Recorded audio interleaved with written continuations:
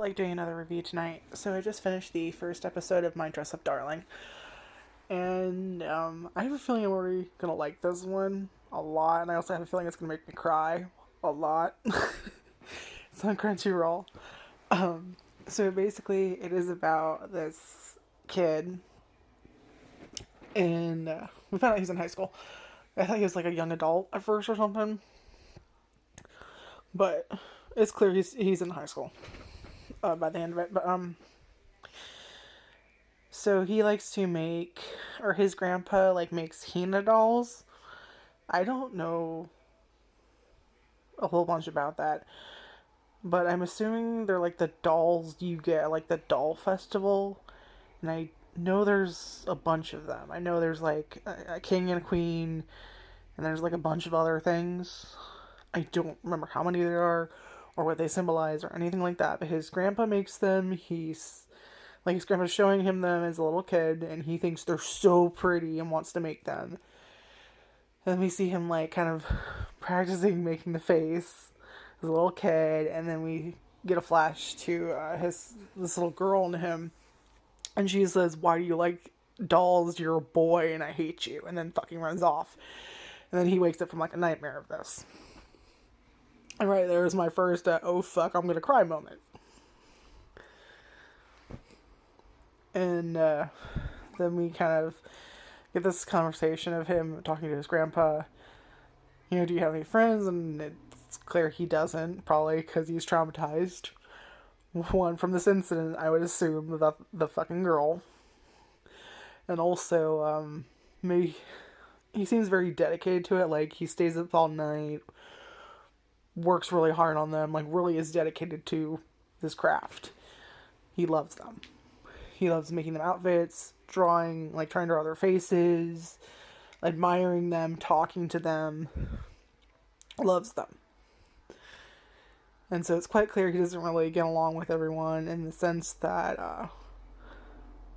like I said, from what that little snippet we saw, it's quite clear he probably has shame for liking this thing because of what this little girl said. So they're not picking on him or anything. Well, it's the first episode. I mean, they could add that later, but like so far, it doesn't look like anyone's like picking on him or ignoring him. It's one of those things where like you kind of stay to yourself, and therefore you end up isolated more than anything. And he kind of hears this snippet of this. Well, he's kind of like just thinking to himself, maybe it'd be better if I wasn't here. As he says that, a second later, after this depressing moment, this girl comes barreling at him. But we don't find out what the fuck happened, why she was launched into his desk. She goes, "Oh God!" And she's like, "You okay?" She turns around, beautiful girl, absolutely stunningly beautiful girl, and she kind of reminds me of like I'm getting hard Supergal vibes from her. Like, I don't want to say delinquent, that's not it, but usually these girls with like the tan skin, the blonde hair, with like hair dye, the jewelry are usually seen as like the delinquents. I can't remember exactly what it's called, but it's like a fashion style. Is it Gayu? Is that it? Because it's been a while. For those of you who don't know, Supergirls was an anime, one of the first anime I ever watched on Comcast when we had Comcast. And it's about these girls, and it's like a fashion style type of thing. I can't remember everything about it. It's been a very long time. But the trademarks are some of these, not always. There are different types, like subsections, like how there's different type of Lolita, like how there's Gothic Lolita and a bunch of other stuff I can't think of right now. So it's got like its own subgenres essentially. And some of these, and some of them have like the tan skin is really popular. A certain type of makeup palette is popular. Certain like big hairstyles are popular. Bleaching your hair is really popular. The piercings are really popular. Coloring your hair is really popular. So that's instantly what it reminded me of. I don't know if that's what they were actually going for, but I was like, oh yeah, that thing. I wonder if they're doing that. I could be wrong. Either way, I'd still like it. But I actually kind of like that fashion style to an extent. Mainly because of the Supergals thing. I didn't watch a whole bunch. I think I got like the first season, and then I never watched any more. A couple of wait, I think I saw a couple episodes of the second season as well. And I know I own the first DVD box, or at least I did. I don't know where the fuck it went. But Ron, go to Boogie. It's been so long. Never finished it. Anyway.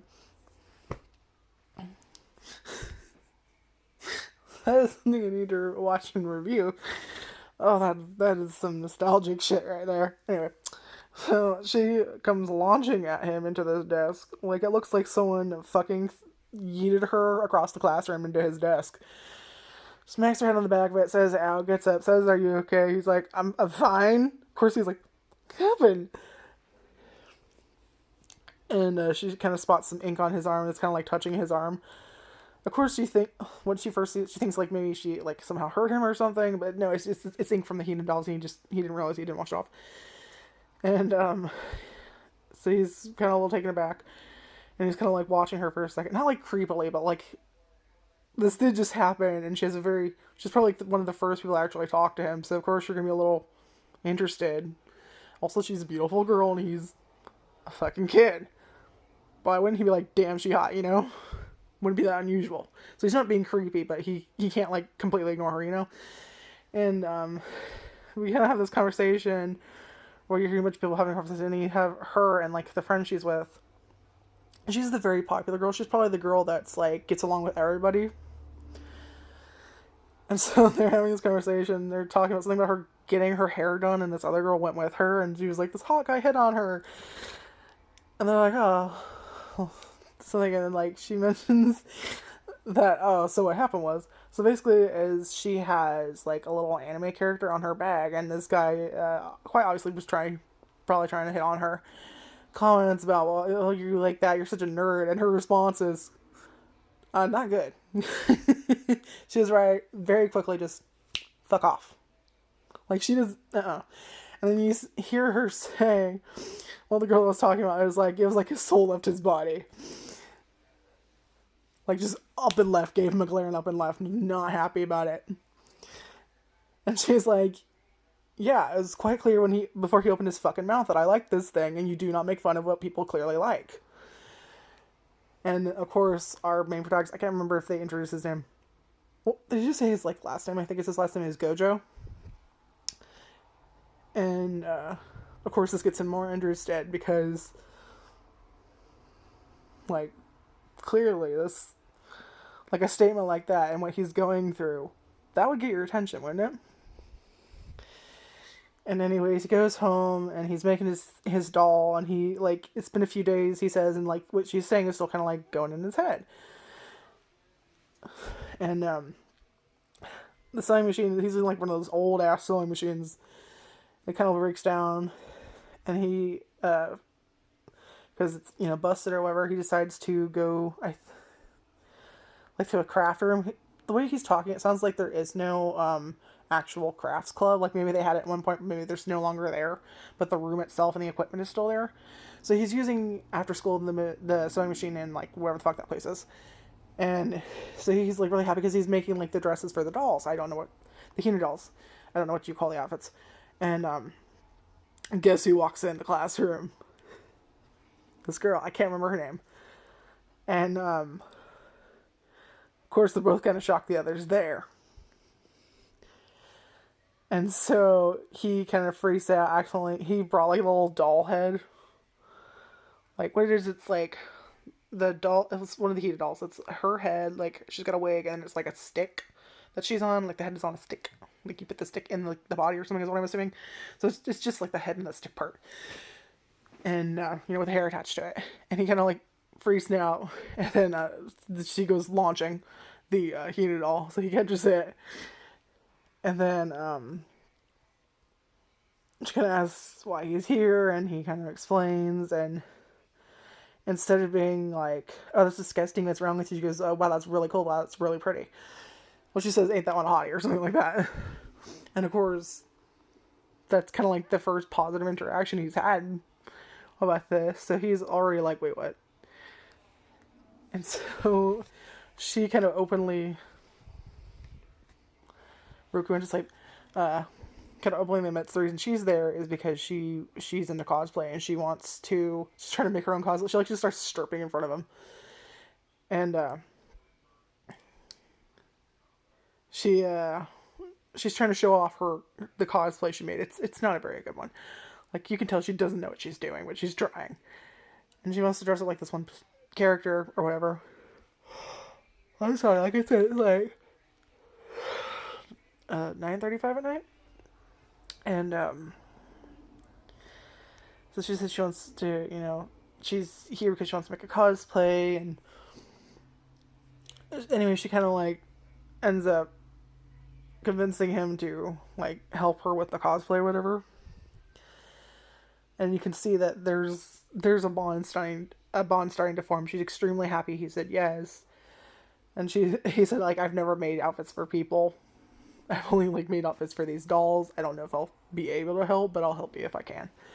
She's ecstatic about that. And that's kind of where it ends off.